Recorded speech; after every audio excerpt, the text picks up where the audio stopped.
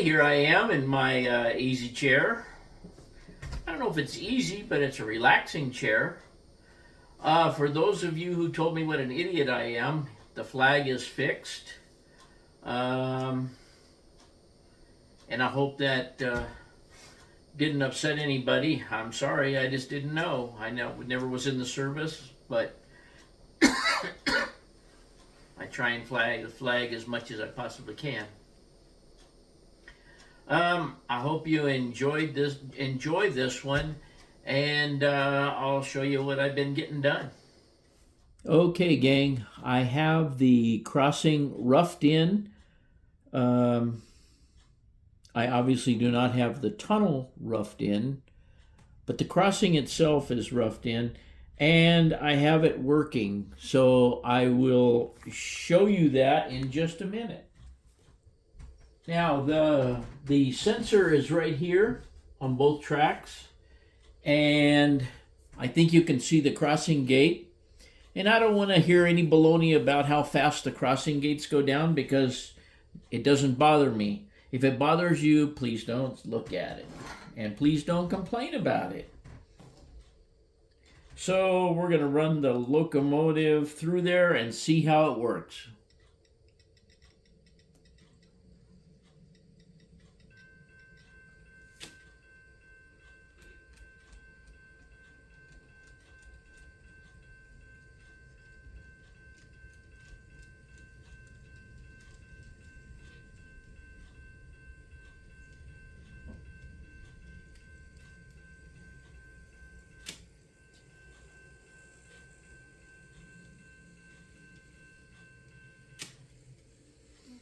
And you can see that that works. Now, if you hold tight, so now we're going to try the other track.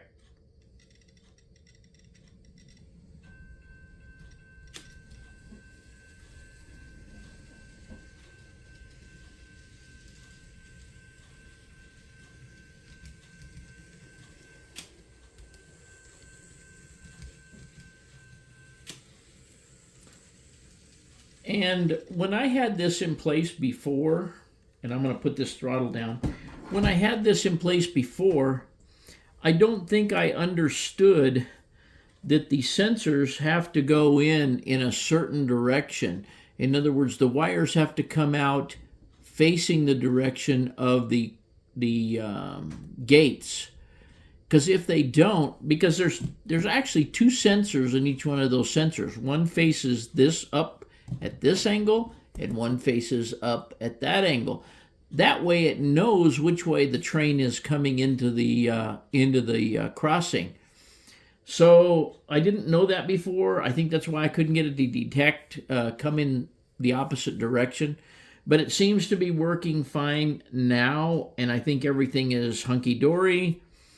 And the trains, and I'm sure someone will ask, the trains over here coming out of the yard, they're going to be on a restricted speed until they get up here and set it off right at the crossing gate right there.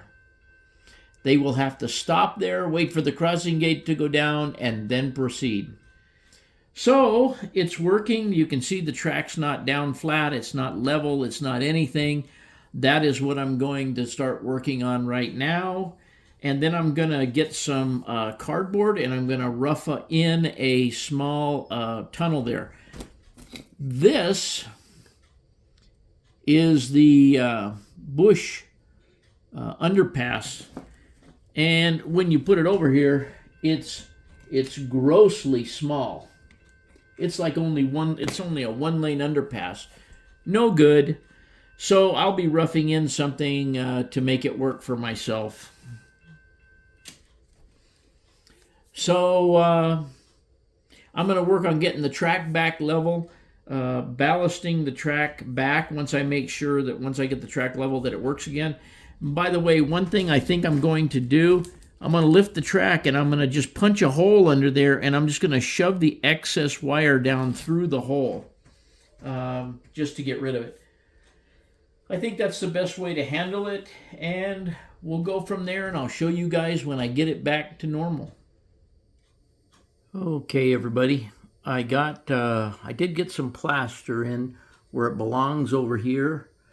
I've got some scattered on the buildings and on the sidewalks that I need to get off, but that's irrelevant. That's easy. I did put my telephone trucks in my telephone yard. I have not connected the road back there where it looks like it doesn't connect properly. That's all going to be done when I do the road in front of these buildings and color this ground that's right here that I put in the plaster. But more than that, I reconfigured the reversing loops and the locomotive storage track. What I did is I brought these closer out this way towards the camera and made them sort of concentric around the curve there and moved the turnout over there that way. In fact, well, moved the turnout that way. In fact, that green tape there represents where the hole for the wire to go down through for the turnout used to be. Then I just brought it around and tried to make it concentric around that other curve over there. I have run locomotive on it. I have tested it. It all works. And I have, contrary to what I always say, I have gone in and added some hot glue just to make sure that these radiuses stay in place. I don't put a lot in there. I just put a little bit to hold it in place so that when I go and paint the rail and all that, that it stays where it's supposed to be. One of the things I need to remember to do is my number 2 turnout here. I sucked the sign up in the vacuum, so I've got to make another sign for that. And I've got to make signs for 111. This one here is 111, and that one over there is 111. They throw in conjunction with each other. So I've got to remake some signs. I just took some masking tape and masked up some of the holes that were in the foam here that I don't need, and where I laid my hot piece of tubing here. Aside from that, that's all I have for you right now. I don't think I'm going to start at this end. I don't know if I'm going to start at that end. But as I said, I need to color in that plaster over there. I've had the vacuum up here vacuuming. I have also hot glued in place most of that track back there. Everything leading into the crossing gate, and kind of leveled up everything going up the hill there. It all works. I have to plug it back in, but it all works. And once that's done, and once the other end is done, I can start on either end I want to, starting to put buildings out. So we'll see which way I go here. The next thing I got to do is make a little cardboard pattern for my tunnel that's going to go through right there. So that's what I'm going to work on. If I can find some cardboard out here this evening, that's what I'm going to do. If not, that'll be tomorrow morning. Okay, gang, this is just a quick video to show you that I made my own tunnel portal. And other than needing to be painted, I think it turned out pretty well. I like it. It matches up to the road perfectly. And once it's painted, I'll give you another look. Well, guys, I got lucky. I think I scored the last 2 Model Master rust-colored enamel paint pens on the entire planet. I found these on eBay, and I bought them both so that I can finish painting rail, hopefully. We'll see, but they're rarer than hen's teeth. But I got a couple. Let's see how it goes. Okay, gang, I made another change because this track, or the track closest to us here, I had no way to reverse that. I can reverse the outside track going this way because I can cross over this crossover, go into the yard, make a loop, come back out, and be going back this direction. But the other track, I didn't have that option. So what I did is I put a turnout here. I'm going right as close up to the hills as I possibly can here. Going around here and going right down into the reversing loop that goes underneath the branch line. I would be able to reverse, come back out, and go out in the reverse direction. So this little piece of additional track is only going to serve the main line reversing. Now I put this turnout in here so that I can still access the reversing loop from the branch line. So that turnout will be in there for that purpose. But the only purpose of this track hanging close to the hillside there is so that I can get trains turned around off of what would be the inner outside. Depends on where you are on the layout, but where we're looking at it, the inside track. So I got that turnout put in.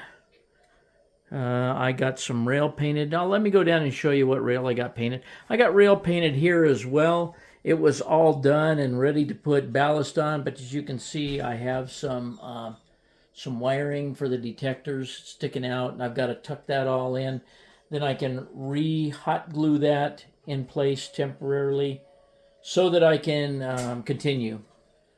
So over here, you can see that I have track painted.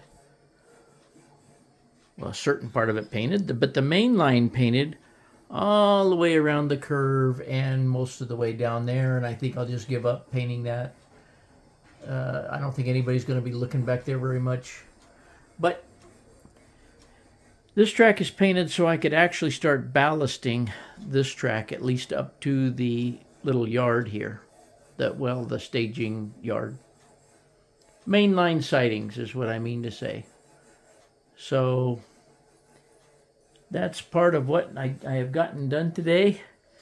And there's Robin getting ready to cook up some salmon for dinner. And Emma and Lexi. Emma, Lex. Hi, Em. Hi, Lex. It's my helpers. It's my helpers.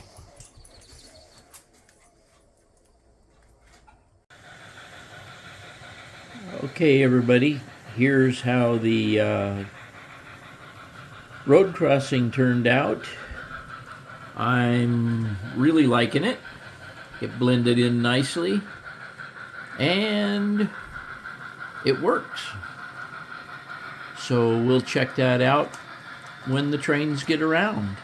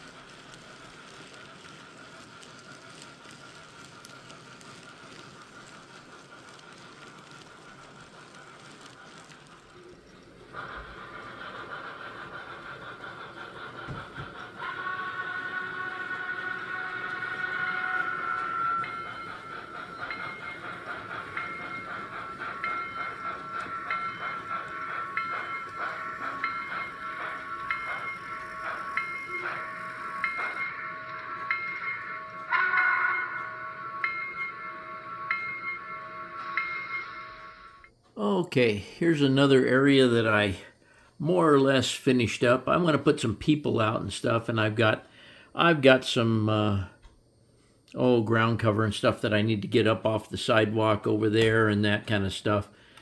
But for the most part, you can see that the people at the bowling alley are parking in the grass lot below, where a building has burned down back in the days. A couple more cars at the bowling alley up here. It's a popular place. It's about the only thing you do in town.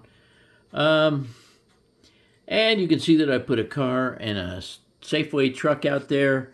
And over going up off the back side of the layout, I've got a couple of trucks over there. I have my Bell System trucks inside the telephone yard over here. I don't have my cable reels or anything out there yet. I've got to wait till I clean up the mess here. But now you kind of get an idea of what the layout looks like. I've also, I think you can tell in these pictures that I've kind of done a gray wash on top of that asphalt so that it doesn't look so black, just plain old black. So that's what we have gotten done lately, and I hope you enjoy it. Okay, everybody, there you have it. That's what I've been up to, and I would imagine that this one's going to be kind of short, but we'll see when I piece it together. And I hope you enjoy what I've gotten done. I'm really getting excited because I'm almost done doing all the stuff around the back, and now I can move forward on the layout and start putting some of my buildings out and getting some of the areas started and start doing some more track laying and things like that. And we'll get into that a little bit. I do believe, and I'll give you this is a little preview statement. I think the next video I'm going to do, if you watched to the end of this like I asked you to, the next video I'm going to do is really just a history about me, my life, and how I got into hobbies in general and how I got where I am today. I don't know if you guys will find it interesting, but I'm going to tell you anyway. So look for that on the next video, and as usual, thanks for watching.